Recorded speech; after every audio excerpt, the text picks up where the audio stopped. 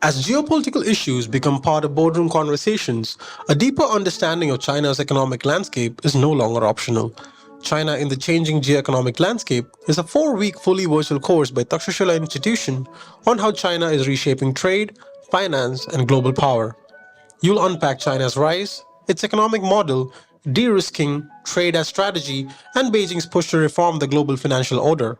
Applications close on 20th January 2026. Apply now. Welcome to All Things Policy, a daily podcast by the Takshashila Institution. We are a bunch of policy nerds based in Bengaluru, and we like bringing fresh perspectives to Indian affairs and Indian perspectives to global affairs. So grab a cup of coffee, sit back, and join us for today's chat. Hello, everyone. Welcome to this episode of All Things Policy. My name is Shobhankita. I'm a researcher with Takshashila's Technology Geopolitics program, and I have in the studio with me a very, very special guest, Mr. Kanwal Rekhi. So you're on an India tour to discuss your book, The Groundbreaker. It's an autobiographical account of your life experiences so far, and in many ways, I believe you are the OG groundbreaker. So as the book goes, on a cold night in 1967, 22-year-old, basically from a middle-class family in Kanpur, arrived at Michigan Tech as a master's student, having just graduated from IIT Bombay. And you were, in fact, part of the first wave of Indian emigres known as the $8 Men, a moniker stemming from India's efforts to stem the loss of brain power from the country by allowing those who were leaving to take only $8 of currency with them. And in the decades that followed, you've achieved many firsts. So let me just lay them out for our audience. You were the first Indian-American founder to take a company public on NASDAQ. Post your retirement from corporate life, you've turned investor. You're now the managing director of Inventus Capital Partners, where you led several notable outcomes, of which what I want to highlight for our audience are maybe Redbus, that was acquired by the IBPO Group, and Poshmark. You've also co-founded TIE, which is the Indus Entrepreneurs, the world's largest network of Indian entrepreneurs. And perhaps Kanwal is perhaps best known for his work inspiring and launching the careers of thousands of aspiring entrepreneurs, many of whom have now become millionaires and even billionaires. Kanwal helped shape India's telecom policy in the 1990s. That's quite an interesting story and anecdote. And Kanwal was dubbed the godfather of Indians in Silicon Valley by Fortune. Kanwal, it's an honor to have you with us here. Thank you so much for joining. Yeah, it's my pleasure, Shobhankita. Yeah. I found this book sharp and straightforward. It's, of course, a book about entrepreneurship, stepping up, taking initiative, and navigating the business world. But to me, what stood out was, the sprinklings of rich anecdotes and lots of wisdom and life lessons. It's a book about an Indian rising beyond stereotypes. A thread of quiet resilience flows through the book. And in several parts, I must confess, I was moved to sentimentality and had to catch my eyes fogging up just so I could continue reading. So thank you for writing this book and telling us this amazing, amazing journey that you've had. I want to first start with asking you to detail some of these milestones in your life. Firstly, taking a company public. So the company Exelan went public, then merged with Novell, making you the first Indian director of $1 billion company. What did that feel like? Oh, it feels great, right? So I don't know where to start. Maybe we'll have a chance to retrace my steps. The taking company public is a final step in building a company, right? You start a company, you have an idea, what the market needs. You do the design, you make the parts, and hopefully market accepts what you are offering. You become successful, grow the company, be profitable. Getting company public means you have a company which is profitable, which is growing, which is very predictable and stable.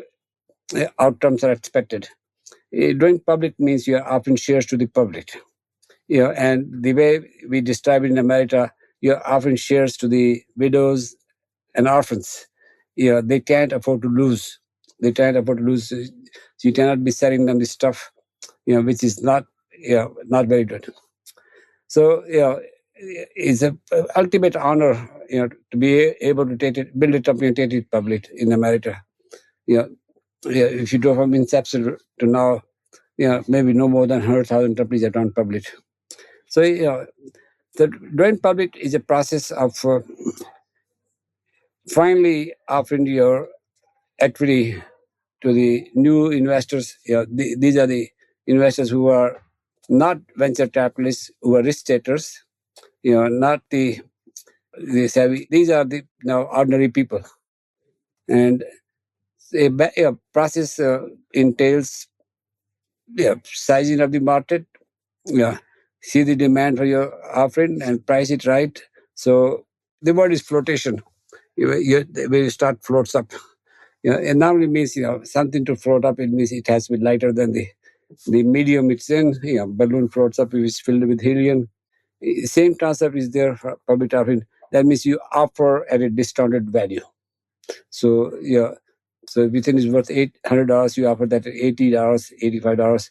So it will float up to $100. So the people who bought your stock will make money right away. And that process happened in February of 1987. It was very heady process. The IPO process is 2 weeks of intense selling. New York, London, Edinburgh, Frankfurt, Tokyo, Zurich, Chicago, all that within 2 weeks. So it's sort of you're on the go. Touchdown in a city, 4 or 5 hours, make 2-3 presentations, back in the plane, next city. Because it cannot be stressed out, a protracted process. We start selling, we assess the market demand, and we sell at the end of those 2 weeks. And it was very fun.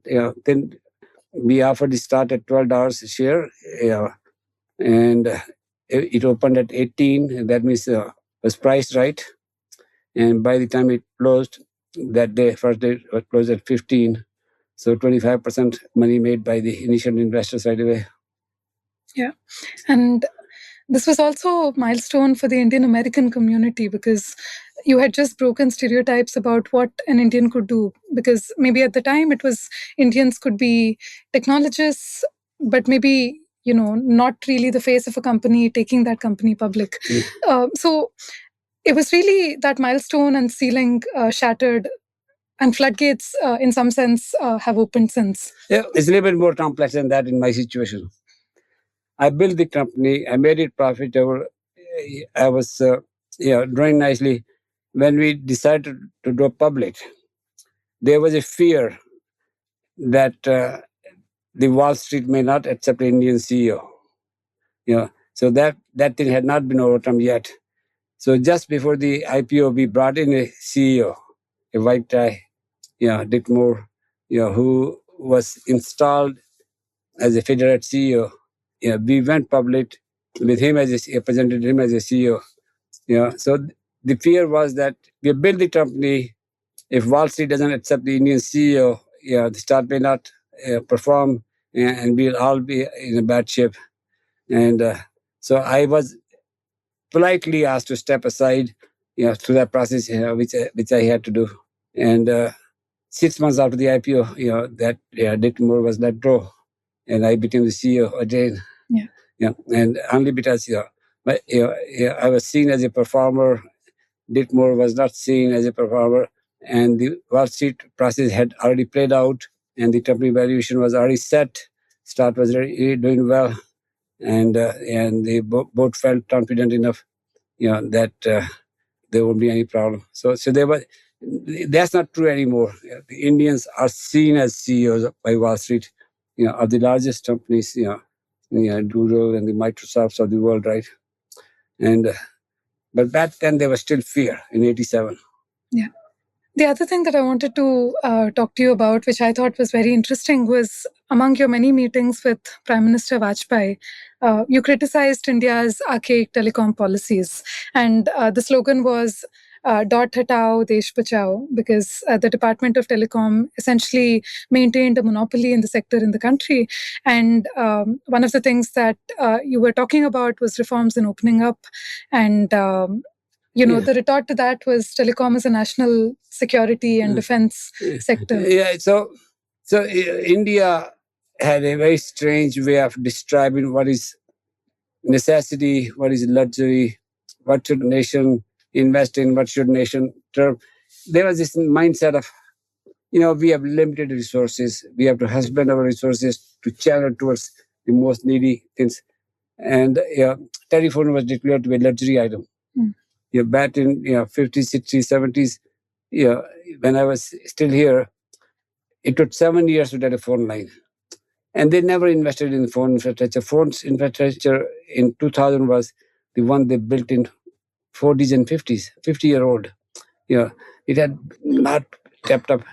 And all of a sudden, the prime minister is, we have an IT industry, which is struggling to connect with the rest of the world. They are using satellite dishes from here to door to America. It was painful. It was very painful.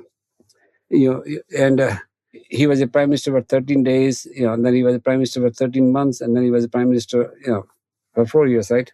When he became the prime minister third time, he gave a speech, IT is India's tomorrow. IT, India tomorrow. And I was happy to hear that he thinks IT is India's tomorrow. In year 1999, 2000, IT industry was not quite even $1 billion in revenue. It was very small, growing nicely, but very small. And so I requested a meeting through Dewan Mehta. Dewan Mehta was the president of NASDAQ.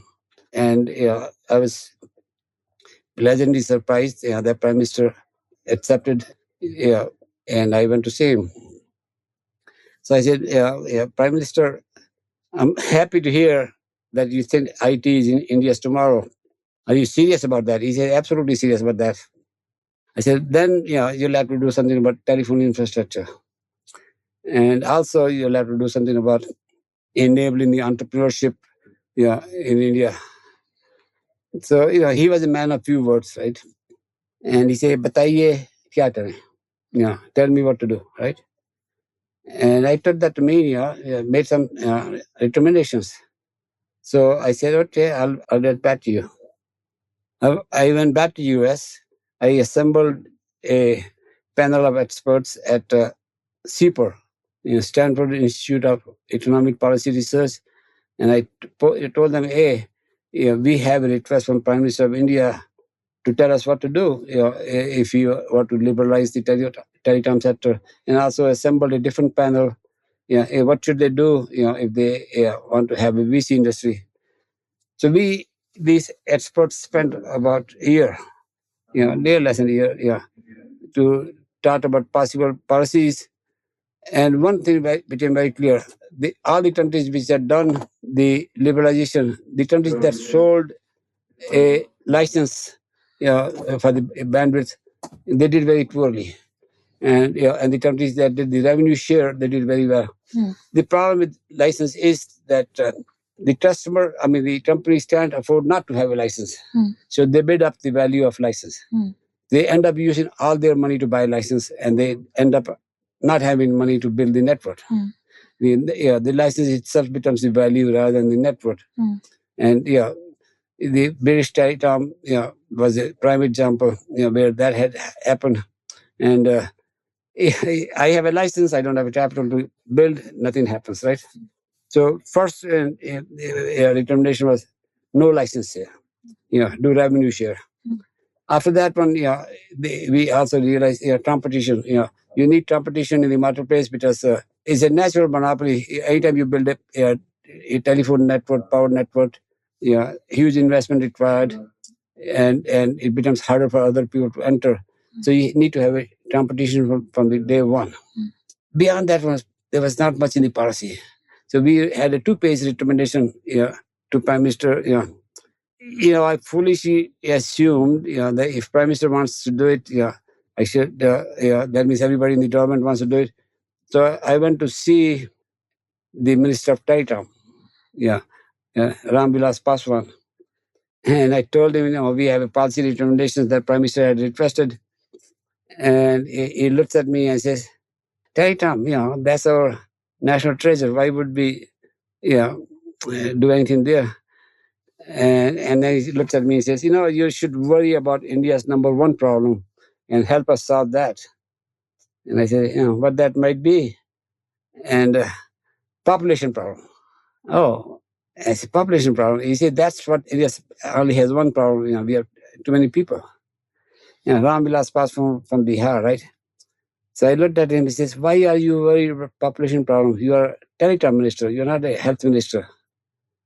And he said, besides, telecom is a national defense issue. We cannot let other people own our telecom infrastructure. I looked at him and said, why are you talking about national defense? You're not a defense minister either. Your job is to make the telecom happen. But then he said, I'm wasting my time. They will never change it. They will never change it. And by the way, while this is happening, I'm also talking to Manmohan Singh. He was the head of the opposition in Rajya Sabha at the time, right?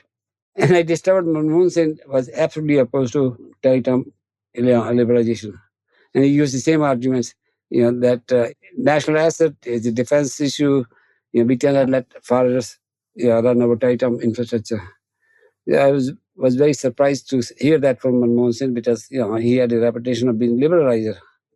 So I felt very frustrated. I have spent huge amount of time, huge amount of money in doing all this work, and I'm hitting the wall. And that's when I wrote that op-ed.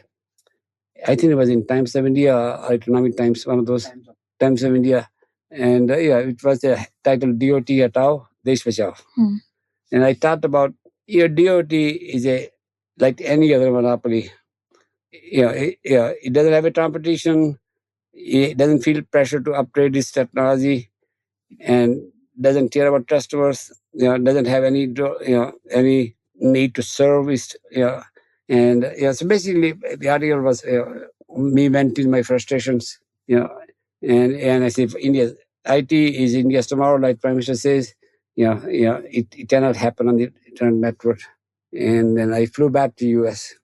This is, I'll say, around 2000 November, December, and maybe even a little bit later. So I drove back to US. I got a phone call from Prime Minister's office, and the principal secretary tells me the Prime Minister wants to see you. He has read your op-ed, and he wants to know, why did you write such an intemperate op-ed? And can you come back? I told him, well, I am back in US. Already. He said, can you come back? Prime Minister really wants to see you. So I flew right back to India. 20 hours there, and then within 24 hours, I'm flying back. So I went to see Prime Minister. So he asked me, why did I write that? And I said, well, you remember when I came to see you and you told me, Bataiye theater? I said, yeah, I remember. And I said, I assembled this group. We came up with policy recommendations. And your Minister of Telecom tells me that I'm wasting my time. It's a national defense issue and I should worry about population. I said, issue is that and then they told me, your time is up. And I got very upset at NTS. I said, you brought me back for this 2-minute session with the Prime Minister. Sundia, as we were writing out, he said, you don't understand. He has heard you. That means he's going to do something about it. Within few days after that, he replaced Ram Vilas Paswan with Pramod Mahajan. Pramod Mahajan took over as the telecom minister. Ram Vilas Paswan was shifted to coal and mining industry. And within days after that, they adopted our recommendations unmodified. And April 1st, 2001, new policy went into effect. And anybody can get a license for $10 million. You must build the network within 18 months. If you don't, you'll have to get back in line. And 7% revenue share, no license price. And the rush was on. 19 companies came rushing in. And The day that policy went into effect, India had 17 million landlines and 1 million mobile phones.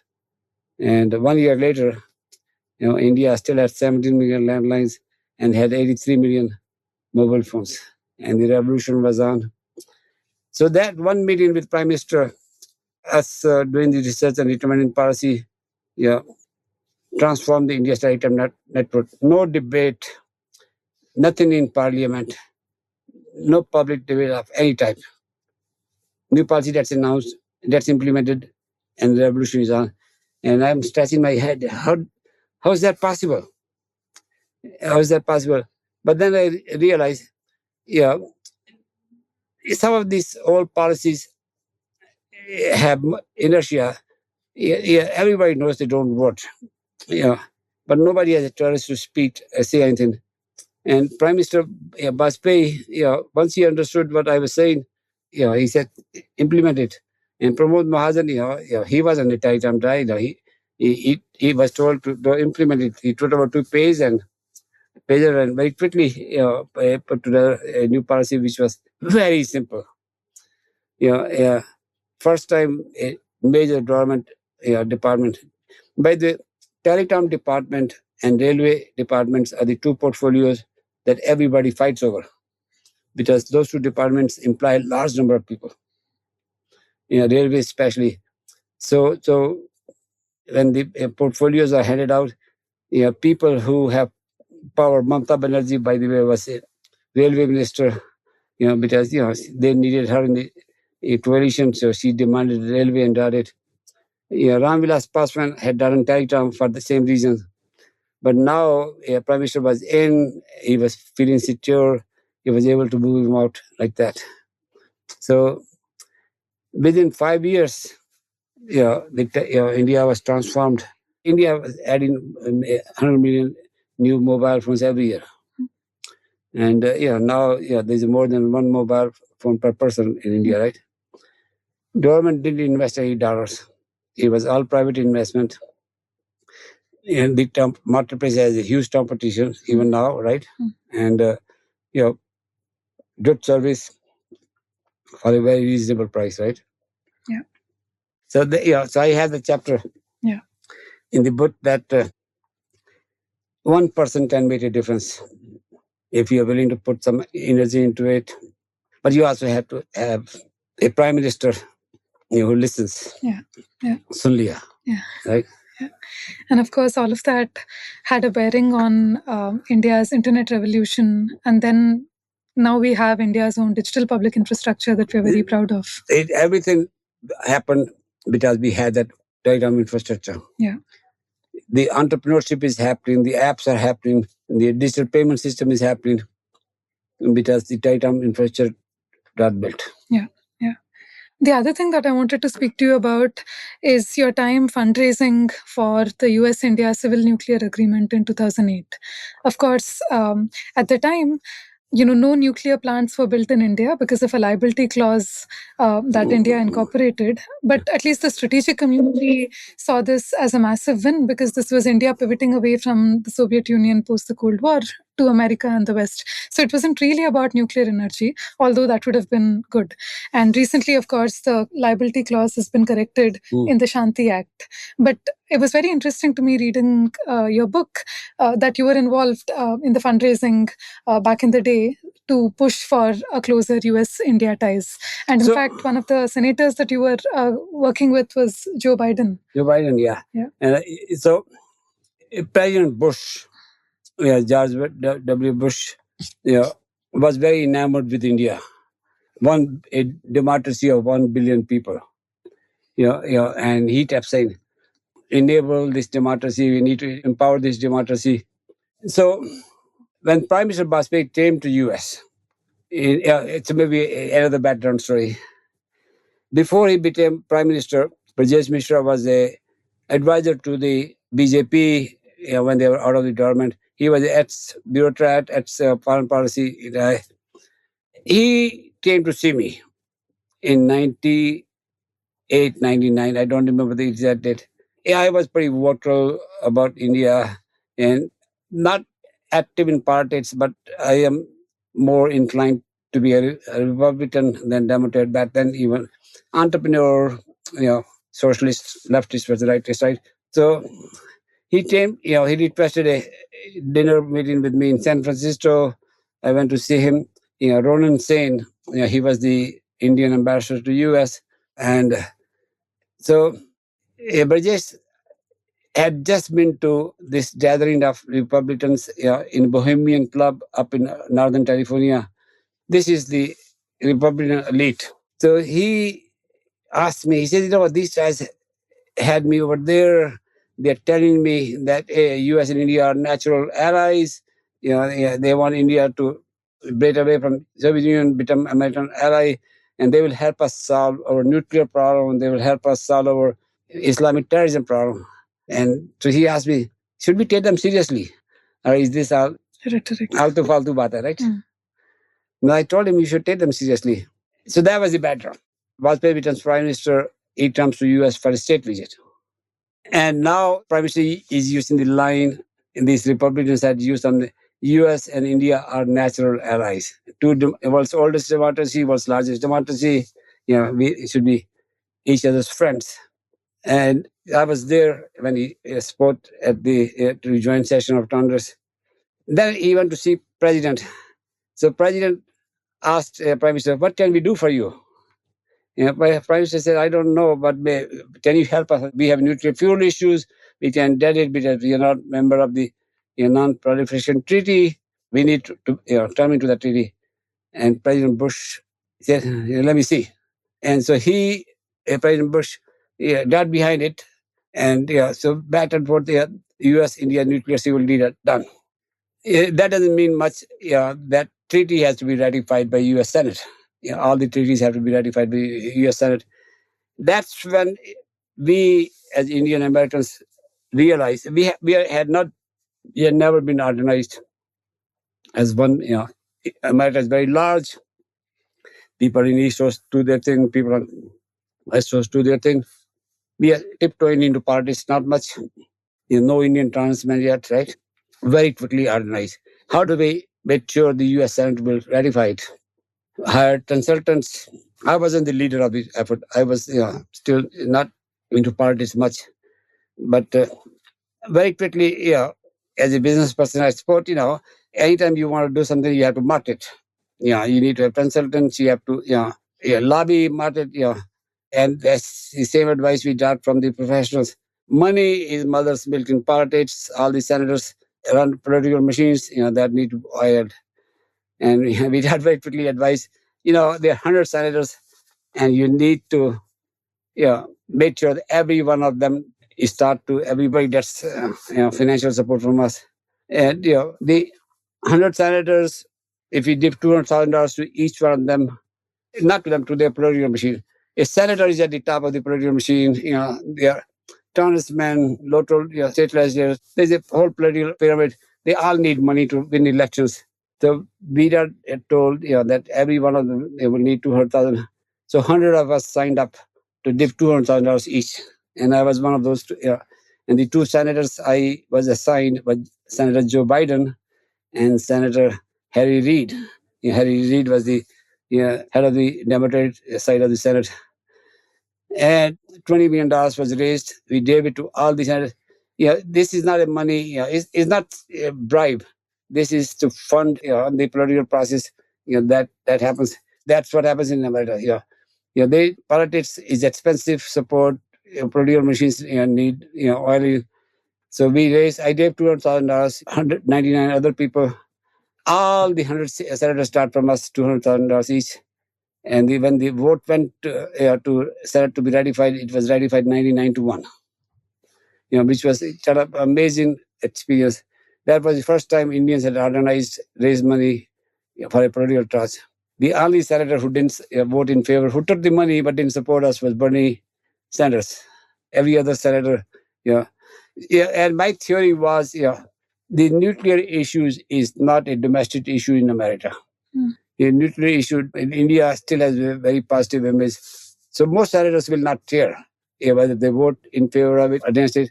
And $200,000 will nudge them to might as well vote in favor. But we were surprised to see 99 to 1 vote.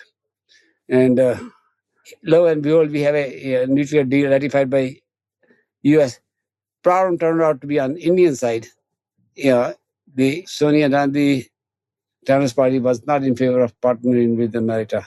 Even though U.S. had bent over backwards, given us nuclear deals, it had ratified, Indian Parliament would not ratify it. Yeah. 2 years passed after this U.S. ratification. 3 years passed, and all of a sudden we are reaching where George Bush will not be president anymore, and we will lose everything. The next president may not support it. And so we approached Indian side. We spend all this energy and effort. The Prime Minister, Manmohan Singh, what's the matter with you? Vajpayee asked for it. He was voted out. You have it. This treaty. Why aren't you guys ratifying? So I think that was the only time Prime Minister Manmohan Singh stood up to Sonia Gandhi.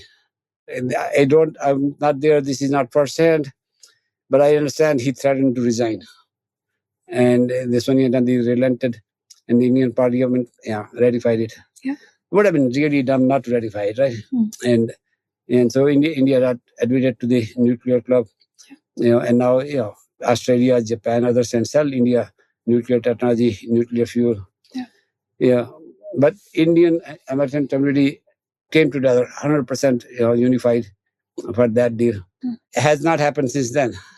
We are very divided people, but on that one issue, we were all very united. Yeah, I want to ask you to take a step back and talk to me about the Indian startup ecosystem, because that my sense is it's booming. There's a lot of activity, frenzied activity, especially at the early stage, and a lot of entrepreneurs coming out and trying and building and taking risks. How do you look at the ecosystem here? What's working for it and what's not? It's wonderful. It's wonderful. So maybe a little bit of history again. 98, 99, we brought a delegation to India from Silicon Valley, 12 of us came, and we held seminars in Bombay and Delhi. And it was titled Entrepreneurship and Wealth Creation, Silicon Valley Style. Okay. First time anybody talked about entrepreneurship, wealth creation. See, this is the same time I'm listening to Prime Minister, IT is India's tomorrow. So I'm connecting dots. Prime Minister Vajpayee not only did the telecom policy change, but he also adopted the recommendations we had about the venture capital, to allow venture capital to flow into India from America. So there was this FVCA, Foreign Venture Capital Asset Class, approved, Reserve Bank had it, under which people from US would invest in India in startups. And that opened the money spigot. The Indian investors invest in gold. They invest in land. They invest in hard assets. They don't invest in risky ventures. So it was the foreign money. I also helped set up a first venture capital fund in India, around Infinity Capital. So there was this active participation of us. Even with that, it took long effort. Congress Party won the election. They were very apathetic to this whole thing. I went to see Rahul Gandhi.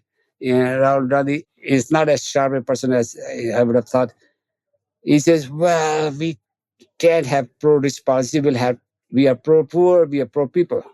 Using the same language used by his father and his grandmother, right? Pro-people means anti-business by and large, right? So during that time frame, it was very hard. It wasn't until 2016, when Prime Minister Modi, we lobbied him very hard to, had that Startup India Day. It was, I think, 16th of January 2016. There was a big event in Delhi. Prime Minister, almost all of his cabinet, almost all the cabinet secretaries, on the podium, pledging to make India entrepreneurial. And I was in the audience there. So, so it's been 9-10 years since then. We have 200,000 entrepreneurs. We are in 30, 40, 50,000 entrepreneurs every year. We have had now huge number of unicorns. A lot of wealth has been created. So things are, good. So I don't want to say things are bad, but things are not very good. We still don't have the clarity as to what we are doing. So on this trip, I'm talking about, 200,000 entrepreneurs in a country of 1.4 billion. Is a drop in the bucket. Can we have 1% of our population become entrepreneurial? That's more than 10 million people. I'm not saying by tomorrow, by 2047. What is that we need to be doing to enable that? What policy framework, what policy changes we need to be making to have 10 million entrepreneurs? And when I talk about entrepreneurs, I do not mean unicorns, technology-driven entrepreneurs. I mean micro entrepreneurs. Okay. And we can talk about a couple of those stories. If you have time. There was a draw. I have this jotted on here. Trust is a Kanwal Rekhi rural entrepreneurship center in Nizamabad near Hyderabad. This is a center designed where we can encourage, inspire, train entrepreneurs in third-tier cities, fourth-tier cities, and villages. The goal is that you have to have a mass entrepreneurship at the grassroots level rather than top-down big entrepreneurs. Big entrepreneurs will do fine. How do we enable these people? And so I will tell you two stories. There was a village trade event to one of the engineering schools. He did his BTET. He went back to his village and very quickly realized the tools used by all the farmers, including his parents and uncles in the village, are very primitive. They're still using the old things to pump the water out of the tube. So he started to apply technology, solar, batteries, to power up the tube wells, electrify the houses, and started to redesign, improve tools. And very quickly, everybody in the village started use, and incomes more than doubled. And the word spread in neighboring villages. People started, can you made the tools? So he set up a company. Now 70,000 farmers in that around Nizamabad are using his tools. He has a 5 million in revenue, and he's having major impact on that whole area. That's what I'm talking about. A village can be take somebody who went and taught the education at IIT or one of the schools, go back to his village, use the latest technology to solve the local problems. Help bootstrap them up. There was another story I just want to tell you. A girl, she went to IIT Bombay. She went back. She got a job in Bombay. One of the from one of the villages. After a few months, she realized that none of her co-workers, nobody that she in her circle had ever been to a village. And she said, oh, so she organized a trip to her village for 12 people.